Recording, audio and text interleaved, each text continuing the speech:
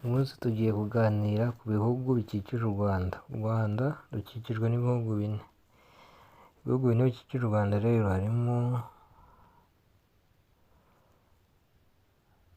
Congo, DRC, Democratic Republic of Congo. U Rwanda na Congo rugira imipaka myinshi. Umupaka uri Rubavu, hari umupaka uri Rusizi, hari umupaka uri Rubavu. Noneho kuri yo hari urwa Congo, hakaza Uganda, hakaza Tanzania, hakaza n'u Burundi. Ibyo bihugu ubundi byegereye igihugu cy'u Rwanda. Burundi, umupaka w'u Burundi hari uri Nyaruguru, hari n'uri Huye.